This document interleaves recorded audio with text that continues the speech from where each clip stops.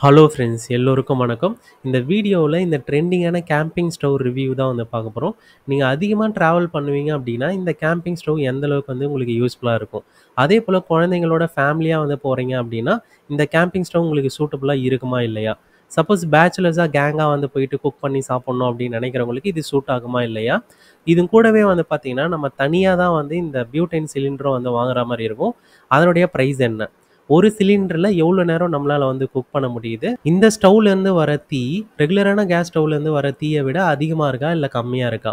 இந்த ஸ்டவ்வோட குவாலிட்டி வந்து எப்படி இருக்கு? இதனுடைய பிரைஸ் என்ன? இந்த ஸ்டவ் மேல எவ்வளோ வெயிட் வந்து வைக்க முடியுது? கம்ஃபர்டபுளா குக் பண்ண முடியுதா? இல்லையா? அதேபோல இந்த ஸ்டவ் யூஸ் பண்ணி நாங்க தோசை சுட்டு பார்த்தோம். வெஜிடபிள் பிரியாணி வந்து செஞ்சோம். டீ போட்டு பார்த்தோம்.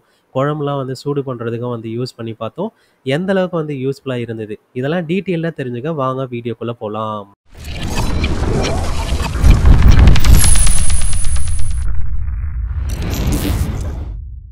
பேக்கிங்ன்னு வந்து பார்க்கும்போது ஒரு கார்ட்போர்டும் அதுக்குள்ளே இந்த ப்ராடக்ட் பாக்ஸ் வந்து போட்டு கொடுத்துருக்காங்க. ஒரு டீசென்ட்டான பேக்கிங்னே வந்து சொல்லலாம்.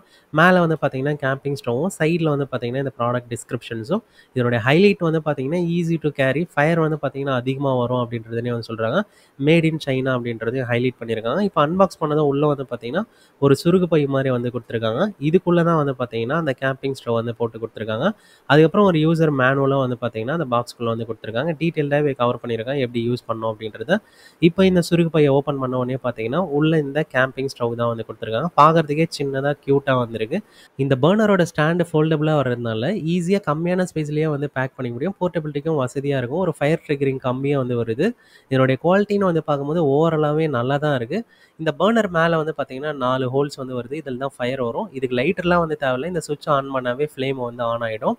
இது வந்து பார்த்தீங்கன்னா, அந்த ஃப்ளேமோட கண்ட்ரோலு. இத வந்து ஆன் பண்றதுக்கு ஆஃப் பண்ணுறதுக்கு இந்த இடம் தான் வந்து பார்த்தீங்கன்னா, நம்ம டின்ன வந்து கனெக்ட் பண்ணுறது. பாட்டம்ல வந்து பார்த்தீங்கன்னா, ஸ்டாண்டும் வந்து பார்த்தீங்கன்னா, ஃபோல்டபுள் ஆப்ஷன்லேயே வந்து வருது. அதில போர்ட்டபிலிட்டி நல்ல ஆப்ஷனாவே இருக்கும். அடுத்து இது என்ன அப்படின்னு பார்த்தீங்கன்னா, பியூட்டைன் சிலிண்டரோட அன்பாக்சிங். மொத்தம் 4 டின்னா வந்து வாங்கியிருந்தோம். அப்போ தான் பிரைஸ் கம்மியா இருந்தது. இதை எப்படி யூஸ் பண்ணுறதுன்னு பார்த்துடலாம். அந்த மேலே இருக்கிற கேப் வந்து பார்த்தீங்கன்னா, அப்படியே மேலே இழுத்தோம் அப்படின்னா வந்துரும். லாக் பண்ணுறதும் இன்சர்ட் பண்ணா போதும். இதனுடைய நெட் வெயிட் வந்து பார்த்தீங்கன்னா, 225 கிராம் வந்து வருது. இப்போ இந்த ஸ்டவ் கூட எப்படி கனெக்ட் பண்ணுறதுன்னு பார்த்துடலாம். இந்த பியூட்டைன் சிலிண்டரில் வந்து பார்த்தீங்கன்னா, ஓப்பன் நாப் ஒண்ணு வந்திருக்கும். அதே போல அதில வந்து பார்த்தீங்கன்னா 2 நாப் இருக்கும். அந்த கீழ வந்து வச்சு லாக் பண்ணிட்டு, இந்த ஓப்பன் நாப் எடுத்துட்டு போய் மேல வந்து ஜஸ்ட் இன்சர்ட் பண்ணி, ரைட் சைட் தள்ளினோம் அப்படின்னா லாக் ஆயிடும். இப்போ ஃப்ளோர் மேல வைக்கும்போது வந்து பார்த்தீங்கன்னா, அந்த டின் வந்து பார்த்தீங்கன்னா, பிளேஸ் ஆகி தான் இருக்கு ஃப்ளோர் மேல. ரெகுலரான கேஸ் ஸ்டவ்ல ரெகுலேட்டர் எப்படி ஆன் பண்றோமோ, அதே போல இந்த ஆரஞ்சு நாப லெஃப்ட் சைட் ரொட்டேட் பண்ணோம் அப்படின்னா, இந்த பியூட்டைன் கேஸ் வந்து வர ஆரம்பிச்சுரும். அதுக்கப்புறம் இந்த இக்னைட்டர் பிரஸ் பண்ணோம் அப்படின்னா, ஃப்ளேம் வந்து வர ஆரம்பிச்சுரும். சப்போஸ் ஃப்ளேம் வந்து அதிகமா வேணும் அப்படின்னா, லெஃப்ட் சைடு வந்து நம்ம ஃபுல்லா திருப்பிட்டோம் அப்படின்னா, ஃபுல் ஃப்ளேம் வந்து வந்துரும். அதேபோல ஃப்ளேம் வந்து கண்ட்ரோல் பண்ணோம் அப்படின்னு நினைச்சோம்னா, ரைட் சைடு வந்து தள்ளிக்கிட்டே போனோம் அப்படின்னா கண்ட்ரோல் ஆகும். ஆஃப் ஆயிடும் கடைசியா வந்து போம்போது. இப்போ கிச்சன்ல வச்சு யூஸ் பண்ணி பார்த்துடலாம். ஃபர்ஸ்ட்டு வந்து நம்ம பால் தான் வந்து சூடு பண்ணி டீ போடலாம் அப்படின்ட்டு ட்ரை பண்ணியிருந்தோம். என்ன ஆச்சு அப்படின்றத வந்து பார்த்துடலாம். இப்போ ஃப்ளேம்ன்னு வந்து பார்க்கும்போது நெறையவே வந்து இருந்தது. நாங்க எதிர்பார்த்தத விட. அதனால அத வீடியோ எடுக்கிறதுக்குள்ள வந்து பார்த்தீங்கன்னா, டக்குன்னு வந்து பொங்கி ஊத்தினனால, நம்ம அந்த ஷாட்ட வந்து எடுக்க முடியல பதட்டத்துல. அந்த பால் வந்து பொங்கி ஊத்துனதுனால வந்து பார்த்தீங்கன்னா, நம்ம இக்னைட் பண்ணும்போதும் அது வந்து எரியல. அந்த பால் வந்து உள்ள போனதுனால, ஒரு 1/2 அன் ஹவர் ட்ரை ஆனதுக்கு அப்புறமா தான் வந்து திருப்பி வந்து பால் வந்து சூடு பண்ணியிருந்தோம். இப்போ வந்து பார்த்தீங்கன்னா, நல்லாவே வந்து இக்னைட் ஆச்சு. அதேபோல இதில இருக்கிற குட்டி டிராபேக் வந்து பார்த்தீங்கன்னா, நம்ம கைய வந்து இங்க வச்சு ஃப்ளேம கண்ட்ரோல் பண்ணும்போது, சூடு அந்த அளவுக்கு அனல் அடிக்குது கைக்கு. இப்ப டீ தான் வந்து போட்டுட்ருக்கோம். சர்க்கரை, டீ தூள் இதெல்லாம் வந்து போட்டாச்சு. இதில இருக்கிற அட்வான்டேஜ் வந்து பார்த்தீங்கன்னா, இது மாரி இந்த அளவுக்கு வந்து பொங்கும்போதும், நம்ம ரெகுலரான ஸ்டவ்ல வந்து எடுத்து எடுத்து இப்படி வந்து ஆட்டிட்டு இருப்போம். இதில வந்து பார்த்தீங்கன்னா, நம்ம அந்த அளவுக்கு மைன்யூட்டா வந்து கண்ட்ரோல் வந்து பண்ண முடியும். அது வந்து பார்த்தீங்கன்னா, இதுக்கு அட்வான்டேஜா இருக்கு. இதுவே நம்ம கேஸ் ஸ்டவ்ல வந்து பார்த்தீங்கன்னா, சிம்லயே வச்சிருந்தாலும் பொங்கி வந்து கீழ ஊத்திரும். நம்ம கையில வந்து தூக்கி எடுக்கிற மாரி தான் இருக்கும். அடுத்து தோசை ஊத்தும்போது என்னாச்சு அப்படின்றத வந்து பார்க்கலாம். தோசை ஊத்தும்போது வந்து பார்த்தீங்கன்னா, இது பெரிய தோசை கல்ல வந்து ஊத்துனனால, அந்த அளவுக்கு வந்து கம்ஃபர்டபுளா அந்த தோசை கல்ல வந்து அந்த பிளேஸ் ஆவல. அதனால நம்ம ஒரு கையில வந்து ஃபுல்லாவே வந்து ஹோல்ட் பண்ணிக்கிட்டு தான் வந்து எடுக்க முடியுது. இங்க பார்க்கும்போதே வந்து தெரியும். தோசை கல்ல வந்து கொஞ்சம் ஆடிக்கிட்டே தான் வந்து இருக்கு. அப்ப இதுலேருந்து நமக்கு என்ன தெரியுது அப்படின்னா, தோசை வந்து நம்மளால வந்து சுட முடியுது. இருந்தாலும் அந்த கம்ஃபோர்ட் அப்படின்றது வந்து பார்த்தீங்கன்னா, ரெகுலரான கேஸ் ஸ்டவ்ல வர மாரி வந்து கிடைக்கல. அடுத்து ஃபிஷ் ஃப்ரையும் வந்து பண்ணியிருந்தோம். இந்த கேஸ்ட் அயர்ன் பாத்திரம் வந்து பார்த்தீங்கன்னா, திக்னஸ் அதிகமாவே இருக்கும். அப்படி இருந்தும் வந்து பார்த்தீங்கன்னா, ஃப்ளேம் அந்த அளவுக்கு அதிகமா வரதுனால, டக்குனே வந்து பார்த்தீங்கன்னா சூடாயிடுச்சு. அந்த தண்ணி ஊத்துனதுக்கப்புறம் எந்த அளவுக்கு வந்து ட்ரை ஆகுதுன்னு வந்து பாருங்க.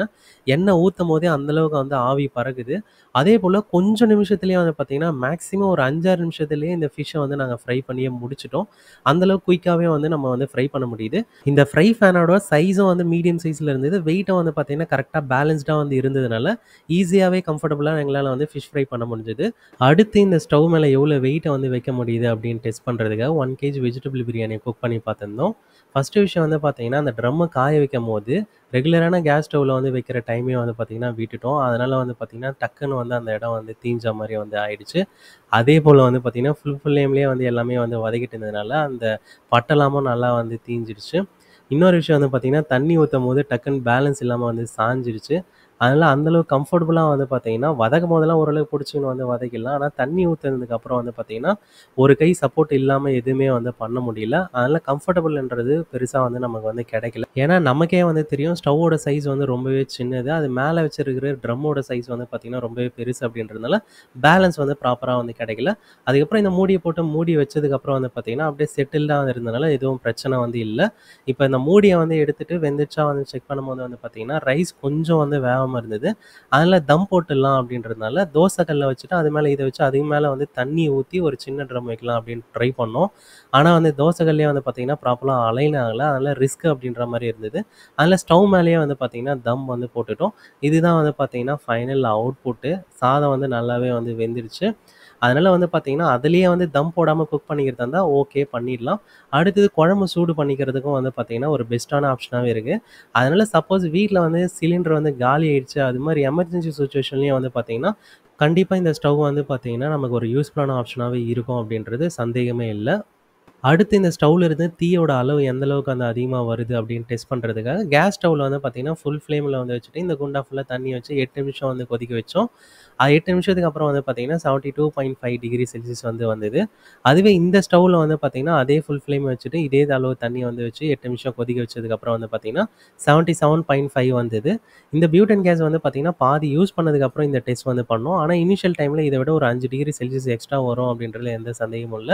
அதேபோல இந்த பியூட்டன் கேஸ் காலியாகுற லாஸ்ட் 20 மினிட்ஸ் வந்து பார்த்தீங்கன்னா, தீயோட அளவு ரொம்பவே கம்மியா எரியும் அப்படின்றதும் நோட் பண்ண வேண்டிய விஷயம் தான் இங்க. இந்த ஒரு பியூட்டேன் கேஸ் சிலிண்டர யூஸ் பண்ணி நம்மளால 1 1/4 மணி நேரம் வந்து பார்த்தீங்கன்னா, குக் பண்ண முடியுது தாராளமா. ஆனா கடைசி 20 நிமிஷம் வந்து பார்த்தீங்கன்னா, ரொம்பவே ஸ்லோவா தான் எரியும். அதையும் நோட் பண்ண வேண்டிய விஷயம் தான் இங்க.